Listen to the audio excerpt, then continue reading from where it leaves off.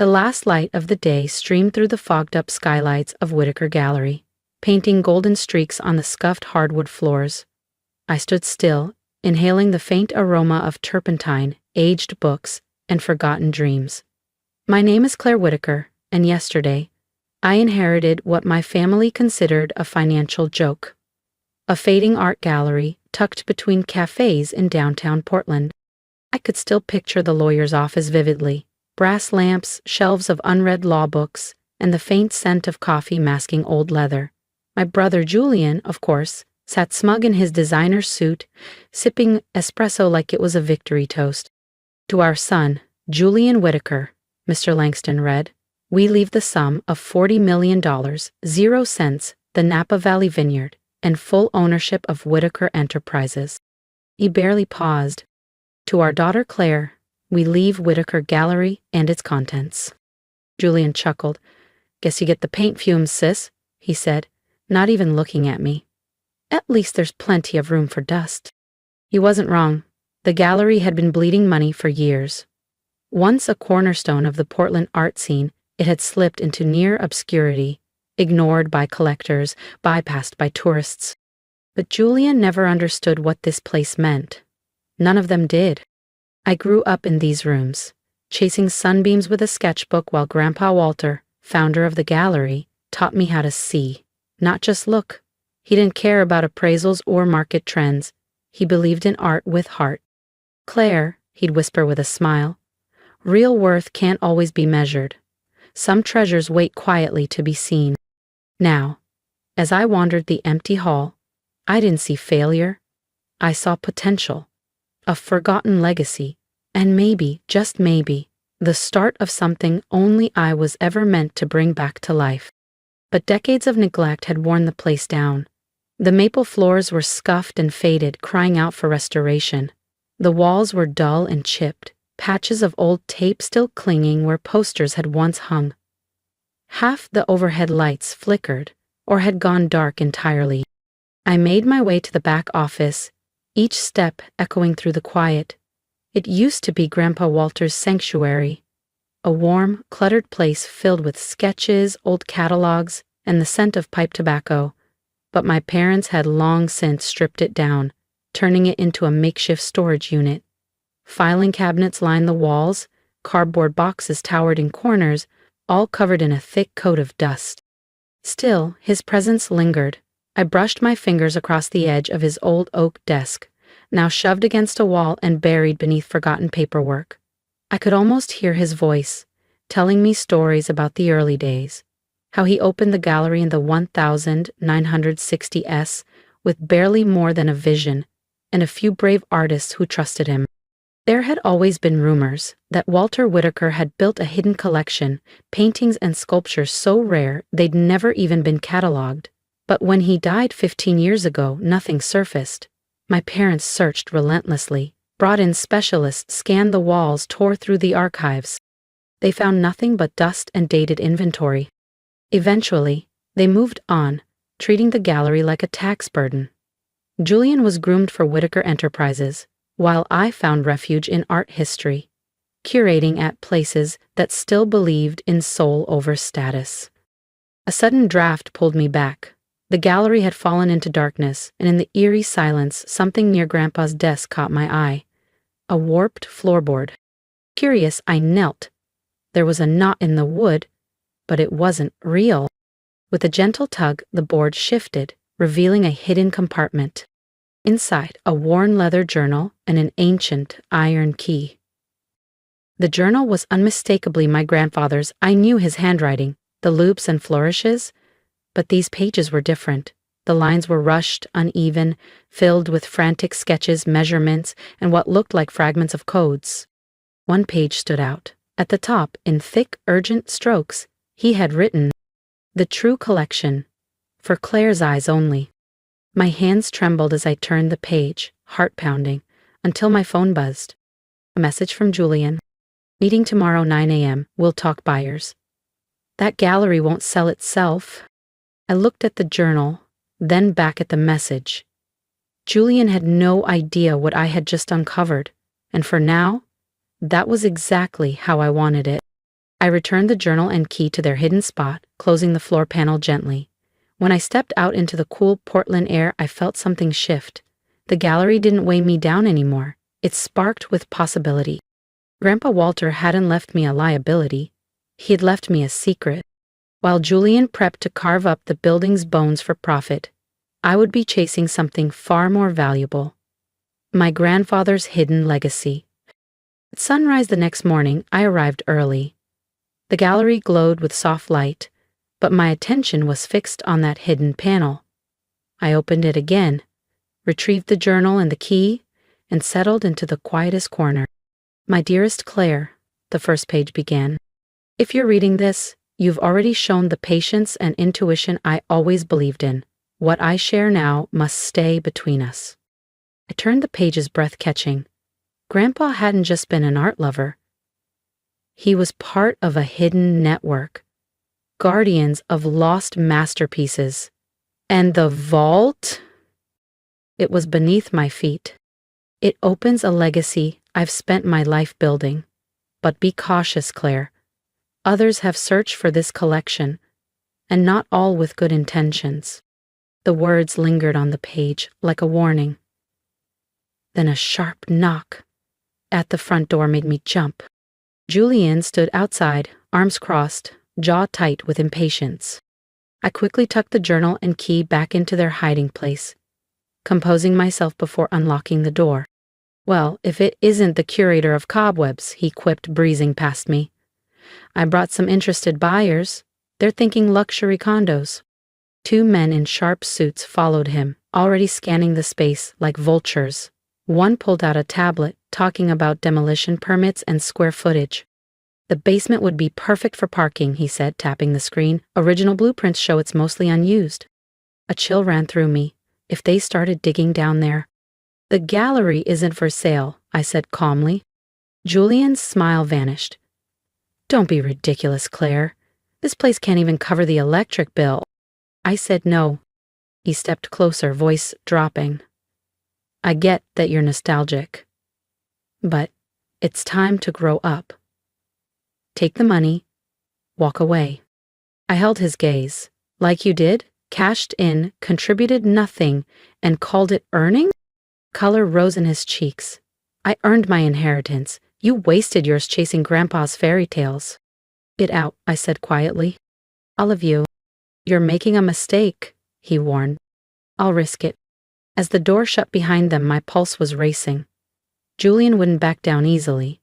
He never did. I hurried back to the journal and reread the plans. The vault was hidden behind a false wall in the basement's northwest corner. I descended the stairs, flashlight in hand. The concrete walls looked ordinary until I felt it. A faint ridge. A hairline opening. The key slid in. My hands shook as I turned it in the precise sequence. Something shifted. If you're as curious as I am about what lies behind that hidden wall, don't forget to subscribe. This story is only just beginning, and trust me, what's coming next will change everything. 3/4 right, 1/4 left, then right again. For a moment, nothing.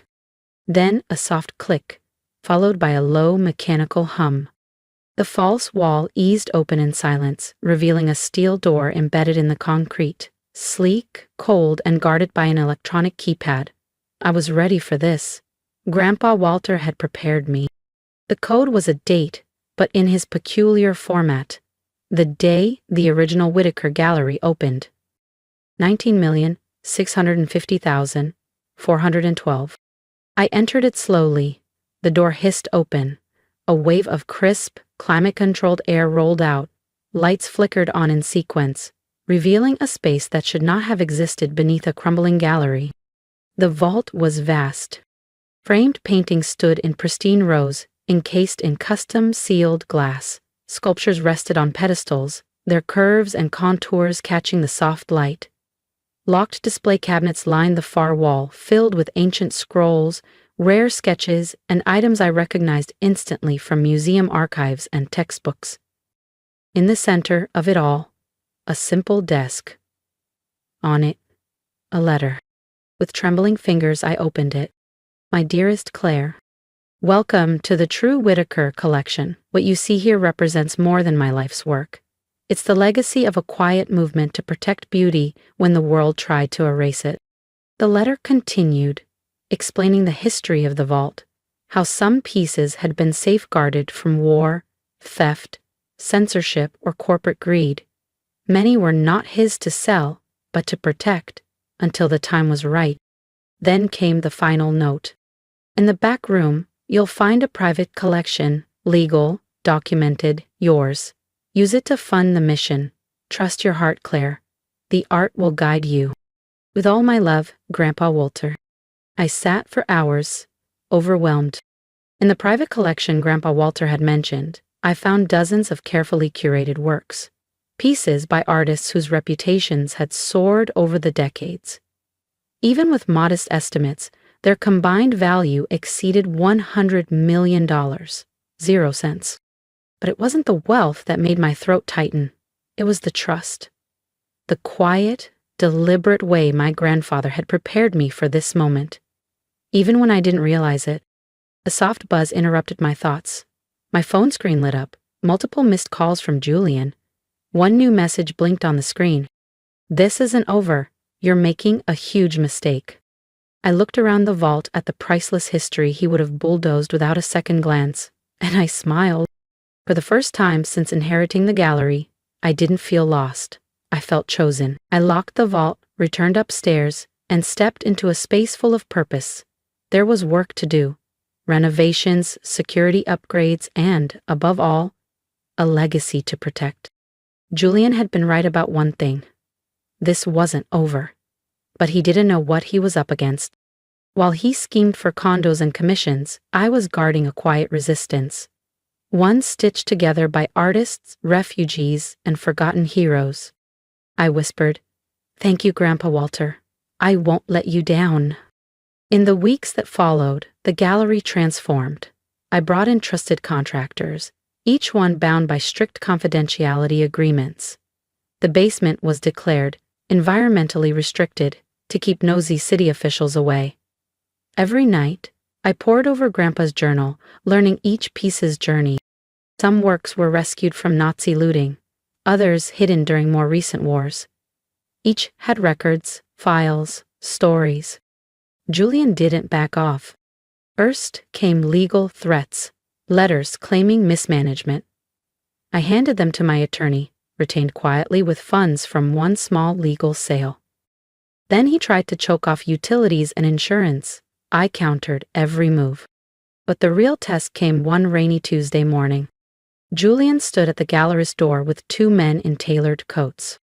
"These gentlemen," he said, "are from the Portland Historical Commission." His smile was sharp, almost rehearsed. "They're very interested in examining the building's original foundation, concerns about structural integrity." I saw through the act immediately. These men weren't with any historical commission. The way they moved, the way their jackets hung heavy over their sides. These were hired enforcers. Private security, maybe even former law enforcement. "The gallery is closed for renovations," I said firmly. "Any inspections need to go through the proper channels." One stepped forward. "We have authorization." "Leave," I cut in, "or I call the real authorities." They hesitated. Then, slowly, they filed out. Julian lingered. "What are you hiding, Claire? There's something down there, isn't there? Something Grandpa Walter left behind." I stared at him. "The only thing I'm protecting is the gallery's future. Why can't you just accept that?" His expression darkened. "Because I know you. You were always his favorite. Always listening to his stories. The clue was always there, Julian. You just never cared enough to see it." That night, I knew I had to move quickly. Julian was getting reckless, and reckless people make dangerous mistakes. I spent hours in the vault, cataloging everything. Then I made 3 calls. One to an old colleague at the FBI's art crime team, another to a contact at Interpol, and a third to a world-renowned expert in art repatriation. 2 days later, Julian made his move. It was nearly midnight when I heard the faint creak of the basement door. The security feed showed 3 men, hooded, gloved, and armed with specialized equipment. Julian wasn't with them, but his fingerprints were all over this. I calmly triggered the silent alarm. Not the gallery's standard system, but the one wired straight to law enforcement. Then I descended into the basement. They barely acknowledged me. "Looking for something?" I asked. "Walk away, lady," one muttered. "This doesn't concern you." "Actually," I smiled, "it concerns me a great deal. So do the federal agents currently surrounding the building." Right on cue, a voice thundered from above. "FBI, this is a federal art crimes investigation. Don't move." What happened next was chaos, brief, precise, and final. The intruders were arrested. Julian, traced through their phones, was detained at home. And the truth? It was all in the search warrants. His hired men, his schemes for the gallery, even his links to black market collectors who trafficked in stolen art were all exposed. But the real reckoning came the following morning. I'd arranged a private gathering at the gallery. Representatives from world-renowned museums, cultural heritage foundations, and international governments arrived quietly, their curiosity piqued by my invitation. Together, we descended into the vault. As the lights came on, gasps filled the air. Emotions overflowed. Curators wept openly as they recognized works long believed destroyed. Paintings smuggled out of war zones, manuscripts once deemed lost to history, sculptures that had vanished decades ago. Museum directors embraced. Phone cameras clicked.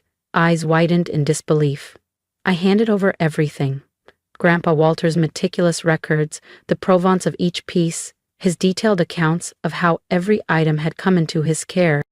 Over the next year, the Whitaker Gallery would become known not for what it owned, but for what it returned. Each piece was repatriated, every story honored. The gallery gained international acclaim as a center for truth, ethics, and preservation. Claire Whitaker, once the overlooked granddaughter, now stood as the quiet force behind it all. Julian watched it unfold from behind bars. Evidence seized from his home linked him to other trafficking rings. He lost his freedom, his reputation, and his last claim to the family legacy. As for the gallery, I used a portion of Grandpa Walter's legal private collection to establish the Whitaker Foundation for Cultural Preservation. The gallery was restored to its former architectural beauty, moldings polished, lights streaming through tall windows, and reopened as a hub for education and artistic advocacy. On the one-year anniversary of the vault's discovery, I stood in the new main hall. The first exhibit? Not masterpieces, but works by local Portland artists, just like Grandpa once showcased when he first opened these doors. In my office, formerly Grandpa Walter's retreat, I keep two things on my desk: his leather-bound journal, and a clipping from the day Julian was sentenced. Not out of spite, but as a reminder. True value isn't about what you take, it's about what you protect. The gallery still bears the Whitaker name, but now it stands for more than family. It stands for history, for justice, for legacy. Some nights, when the halls are quiet, I think about that first moment. Kneeling beside the old desk, brushing away dust, nearly giving up, and I whisper, "Thank you, Grandpa. I see it now."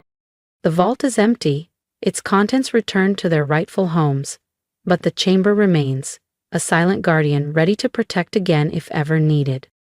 And when a young artist walks through our doors, eyes wide with wonder, I share Grandpa's favorite words. True value isn't always visible at first glance. Sometimes the greatest treasures hide in plain sight. They think I'm talking about art. But really, I'm talking about this place, about legacy, and about a woman once seen as a disappointment, who became a guardian of history. The Whitaker Gallery stands tall in downtown Portland, no longer forgotten, no longer silent, and neither am I. If my story moved you, I'd love to hear from you.